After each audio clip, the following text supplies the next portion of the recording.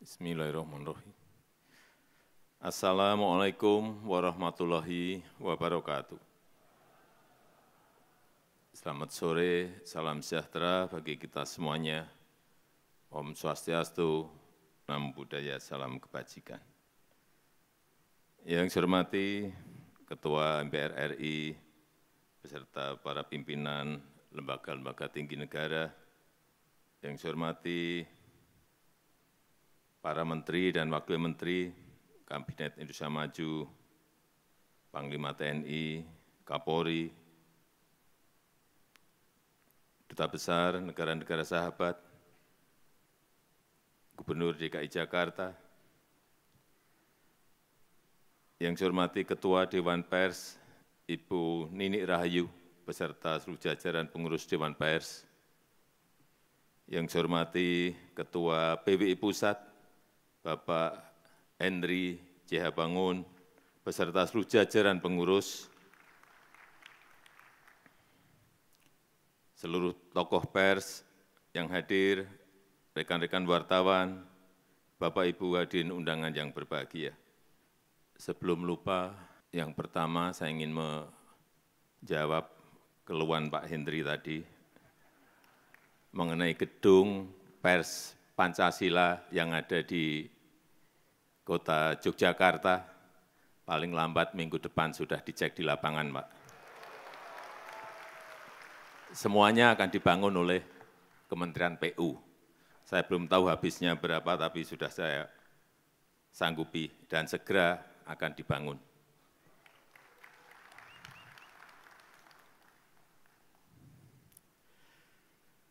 Pertama-tama, atas nama rakyat, atas nama pemerintah, saya menyampaikan selamat Hari Pers Nasional 2024, dan saya juga mengucapkan terima kasih kepada seluruh insan pers yang secara konsisten menemani masyarakat dalam kehidupan berdemokrasi.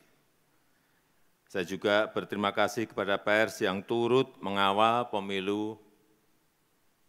pemilihan umum 2024 yang baru saja kita jalani. Saya juga sering dikritik tajam.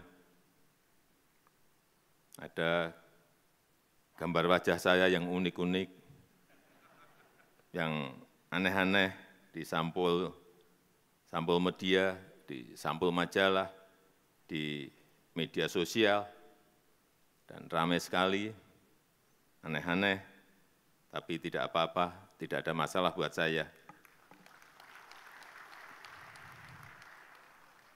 Tapi cucu saya ada yang komplain. Mbah, manggil saya kan Mbah, Mbah, wajah Mbah kok jadi digambar jelek banget. Ya, itulah. Ini bagian dari penghormatan saya atas kebebasan pers, kebebasan berekspresi, dan kebebasan berpendapat. Bapak Ibu insan pers sekalian, pemerintah menyadari berbagai tantangan yang dihadapi oleh insan pers di era digital. Oleh karena itu, pers terus berupaya oleh sebab itu, pemerintah terus berupaya untuk mendukung ekosistem pers yang adaptif dengan tetap menghormati kebebasan pers. Seperti yang sudah saya sampaikan pada peringatan Hari Pers Nasional tahun lalu, jurnalisme berkualitas dan keberlanjutan industri media konvensional menjadi perhatian penting pemerintah, dan ini yang dinanti-nanti. Setelah sekian lama, setelah melalui perdebatan panjang, akhirnya kemarin saya menandatangani Peraturan Presiden tentang tanggung jawab platform digital untuk mendukung jurnalisme berkualitas, atau yang kita kenal sebagai Perpres Publisher Rights. Prosesnya memang sangat panjang, banyak perbedaan pendapat, dan saya tahu ini melelahkan bagi banyak pihak, sulit sekali menemukan titik temu. Dan sebelum menandatangani, saya juga betul-betul mendengarkan aspirasi dari rekan-rekan pers. Aspirasinya tidak benar-benar bulat, ada perbedaan aspirasi antara media konvensional dengan platform digital. Platform digital besar juga beda aspirasi, dan kita harus timbang-timbang terus implikasinya.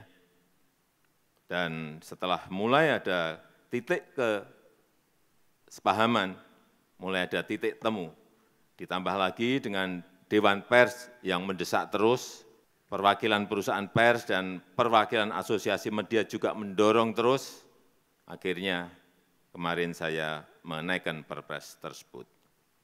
Bapak Ibu yang saya hormati, perlu saya ingatkan tentang semangat awal dari Perpres ini. Kita ingin jurnalisme berkualitas, jurnalisme yang jauh dari konten-konten negatif, jurnalisme yang mengedukasi untuk kemajuan Indonesia.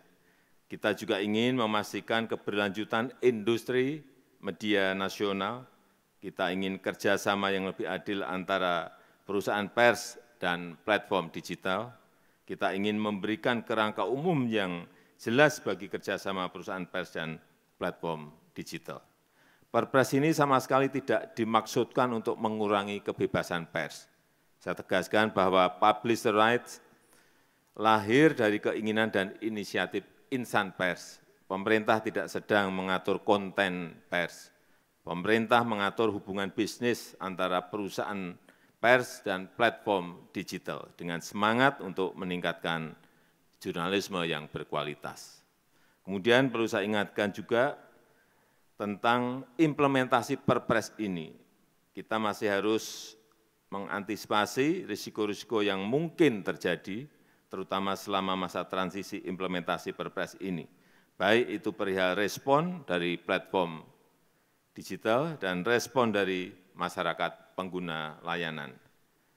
Terhadap perusahaan pers yang saya tahu sedang menghadapi masa-masa sulit di era platform digital ini, pemerintah juga tidak tinggal diam, pemerintah akan terus mencari solusi dan juga kebijakan afirmatif untuk perusahaan pers di dalam negeri.